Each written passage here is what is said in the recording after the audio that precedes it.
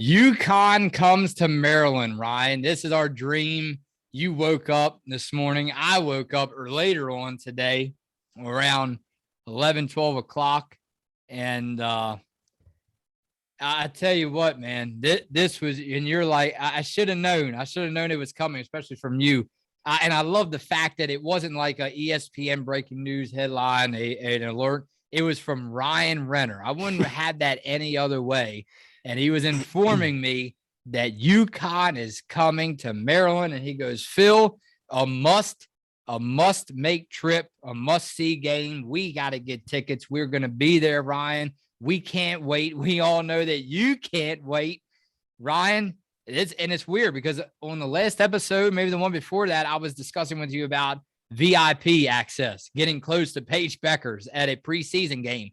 Now we can actually most likely get pretty close to her. I cannot wait. It's going to be fun. December 11th? Yeah, December 11th. Very, very exciting news. Like you said, I texted you this morning and it surprised me a little bit because I saw it on the Twitter feed and it came up on my phone.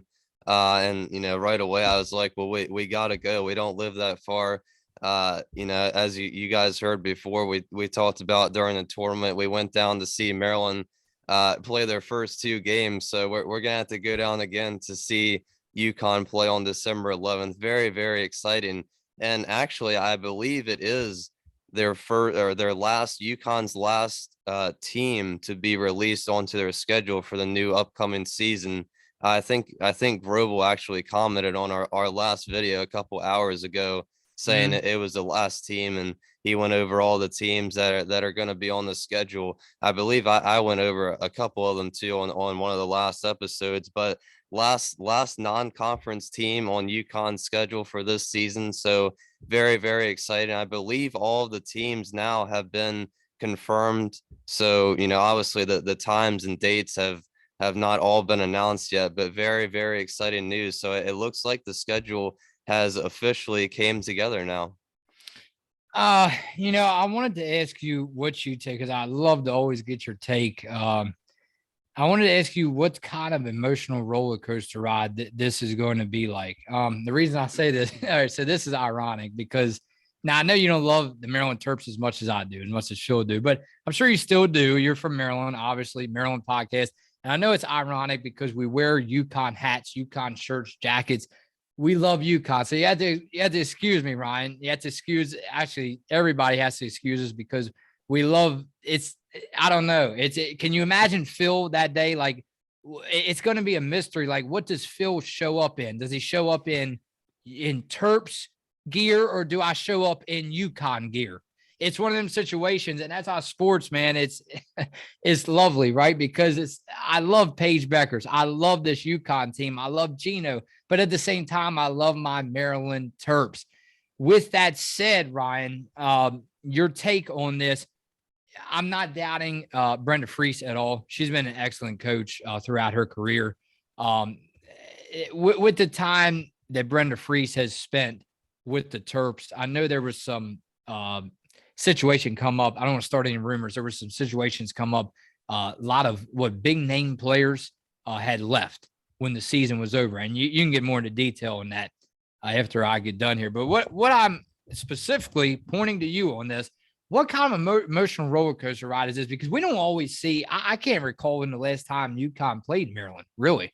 So this is going to be a treat for you and and I'm sure a lot of people on the East Coast that love this beautiful game of basketball. With that said, head coach Gino and company, no disrespect to the Maryland Terps, as much as I love them, as much as I love both of these teams, for the first time ever, what I take away from this, for the first time ever, Ryan, I'm stuck in between who to root for in a sports game.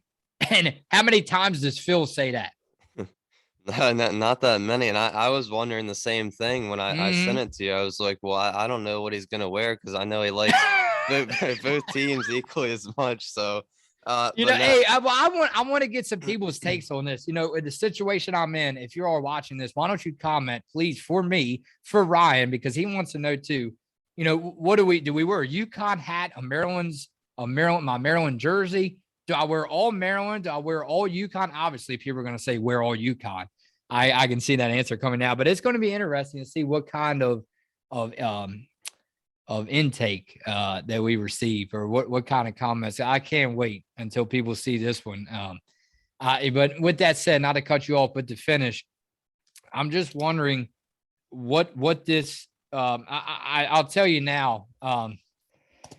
With Maryland losing the players that they have, again, not to doubt it, you have Mila Reynolds coming in, Emma Chardone, you have like Brianna McDaniel, a lot of new faces like I haven't seen on this roster. Freshman Gia Cook, um, a lot of names again, Abby Myers, Lavender Briggs, Ava Sciola, like a lot of freshmen. Now you do have Diamond Miller, Cheyenne Sellers holds on. You lost a lot of big Chloe Bibby. You lost Yeah, Chloe to Bibby the draft, or to the didn't get draft, and then drafted, but Owusu, I think it was, wasn't it? It was Owusu also left. yeah, it was their point guard. Yeah, and then Angel Reese as well, right? So she was one of the best players on the team. Exactly. And we were both surprised by the news. We saw it during the all season. We were like, well, Mhm. why are all these players leaving? So, Yeah. very very surprising news. Still wondering what happened, why they left. But Brenda Freese is a really really good coach. We all know this. One of the Mhm. greatest of all time in terms of men and women's coaches. In terms of at the college level, but I'm sure she'll give the Maryland Terps a great run for their money this season. I'm Mhm. sure they'll still have a very good season, but it's going to be an interesting matchup because I believe where I saw these two teams the last time they played was in 2017. Mhm. UConn, I believe, is Maryland has never beat UConn before, but it should be a really exciting game, and I believe. The two teams signed a 2-game contract. It got cut short because of COVID throughout the 2020-2021 season. So Mhm. UConn traveling to Maryland this year, and then Maryland will travel to UConn next year. So these two teams will meet again next year, but very excited for this upcoming matchup for this season. Yeah, I think it's the first time ever you and I will see Paige Beckers in person. I cannot wait. Can't It should wait. be fun. With that said, and it's right around the holidays, and we have Christmas to look forward to, the Yeah. New Year, right after Thanksgiving. I love to. I'm actually planning. I want to take a trip up there to the Macy's parade. I mean, that's definitely on my bucket list, man. You know how long I've been wanting to go to that, so that'd be like a dream come true. Everything happened in one year, right? Yeah. With that said, Maryland, my dream school. You already know about that. Enough said about that, Ryan. With that said, as much respect as I have for this team, what I was finishing up telling you, I have UConn handling this game easily. And no disrespect to Brenda Freese, I can't see Maryland sticking around long in this ball game. As good as they have been, I get it. I get it. For Terps fans that see this, um, uh, I don't know. Like you said, Brenda Freese will have them making a run for their money, but at the end of the day, and I don't think it's going to change unless something massive happens with injuries. And even if it's injuries, you still have a deep UConn bench. You have some of the top recruits coming in this season. Ryan, I just can't see the Maryland Terps pulling this game out. No, I can't either. I was also have UConn winning, but especially like we mentioned, Angel Reese, Owusu leaving, losing Chloe Bibby, all the freshmen coming in for Maryland. I think it might be a tough season for Maryland, especially if they have injuries. You can never predict them, but with all the freshmen, Brenda Freese, a really good coach, but I think it's really going to be a grind, and it's sometimes a struggle this season for Mm, Maryland just with all their new players. I don't think they'll have as good as a season as they did last year. They had a really good offensive team, and the year before that as well. They had a really good run. We were even thinking they could make it all the way to the championship game, and of course got upset by Texas, really stunning loss, and then ran into Stanford, I believe, this tournament and this previous season. But I think it's going to be a real grind for Maryland, but I'm interested to see how they do. But I don't really expect much from the Terps. I'm sure they'll still make it to the tournament, but a tough Big Ten conference. But yeah, I'm interested to see how Brenda Freese handles her girls, especially with all the new faces this season. yeah. With that said, we'll get into the comment section, Ryan. enough about this matchup because hey, as far as the media, this would be a big one to cover. Two East Coast teams, and again, not doubting Maryland at all, but it's interesting to see how Brenda Freese is one of the more kind of coaches that she plays with high intensity, like a lot of it's kind of like not compared to South Carolina, not a high powered team like them, but they really drive the ball down in the paint, and that's something you mentioned to me about UConn having trouble defending them bigger offensive players driving the ball down in the paint to score.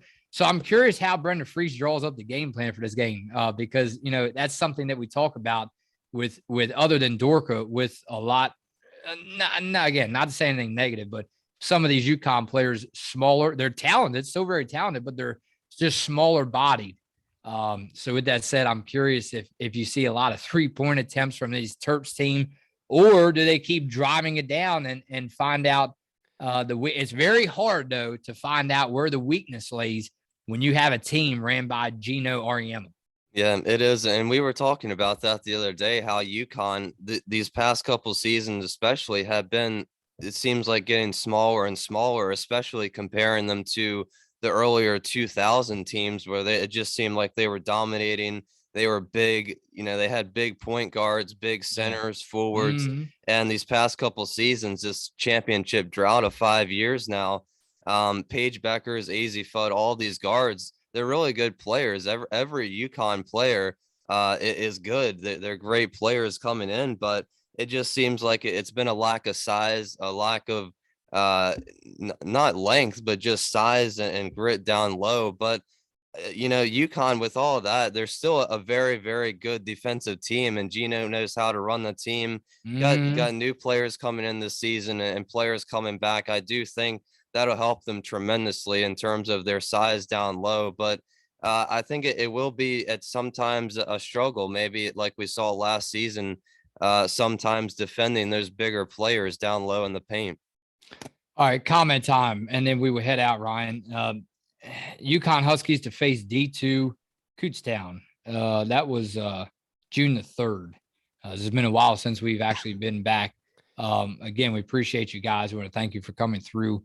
They came through again, Ryan. We're very well on this last episode. How about we get into a new name I don't remember seeing as much? Pia. They go, I feel like with AZ, people really underestimate how not playing in 11 games, something that gets a little overshadowed by Paige's injury. At the very start of your college career can affect your season. Not playing games also means no practice.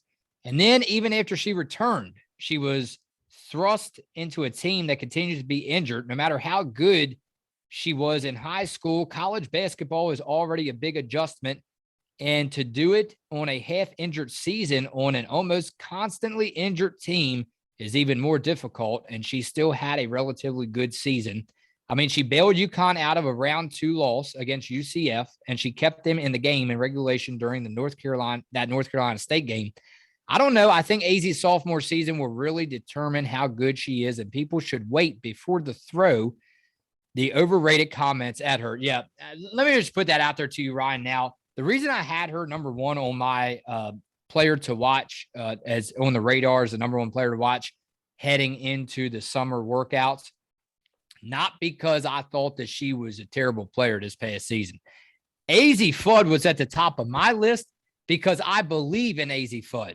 I want to see her improve. This is a player that has potential, small heart, maybe a big heart, but a small, maybe one of your smaller bodies. Again, we talk about on the court, but I believe she truly has what it takes to take her game to the next level. And I will even sit here as confident saying, yes, the WNBA, overseas professional basketball, I truly believe she has that.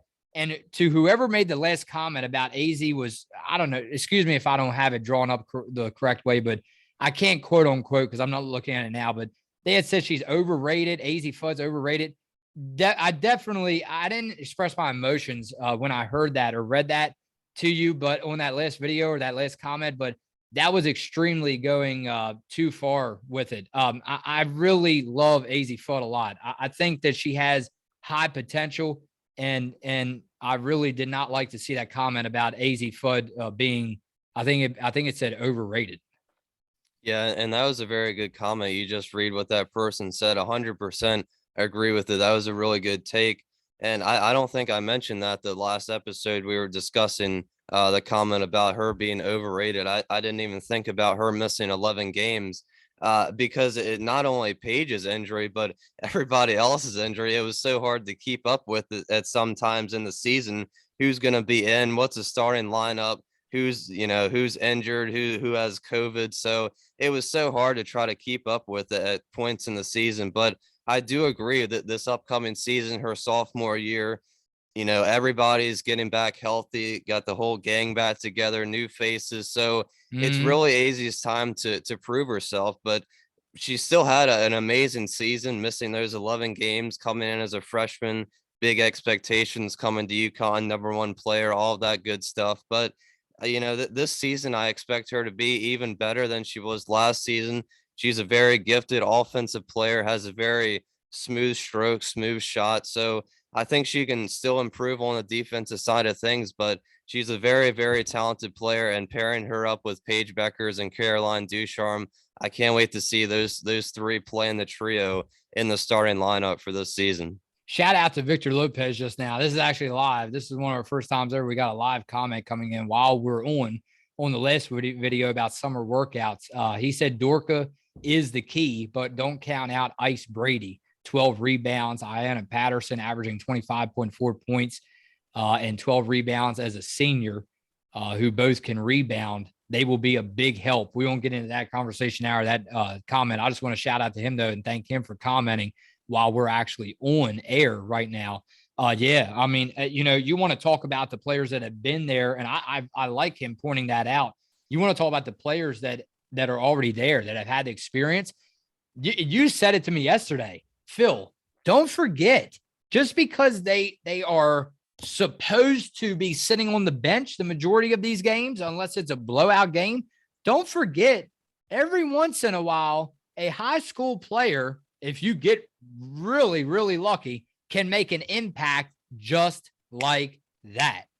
Yeah, and you never know, especially with Dorca's wrist. Ice Brady or Ayanna Patterson could find themselves in the starting lineup. Amari DeBerry even, or Aubrey Griffin coming off the back surgery. So we just don't know yet for sure what the lineup could look like.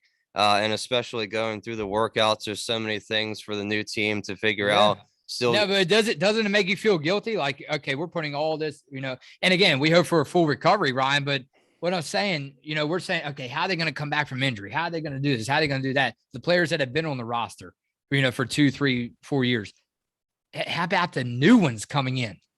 yeah, it's always exciting because we get these new faces, at least one, not if not two, like we saw this season, out of the top 5 high school recruits. So it's always exciting what they can bring to the table, and I hope they have prosperous careers, and hope they keep growing and learning under Gino and the UConn team.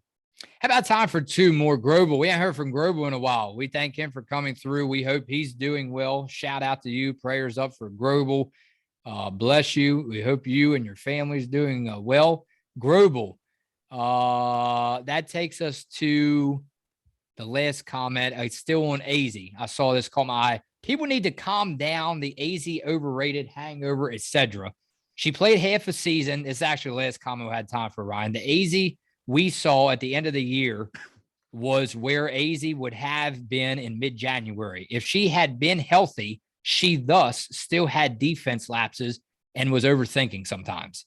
And we promise we'll try to get to more comments later on this week. But for now, that one's it.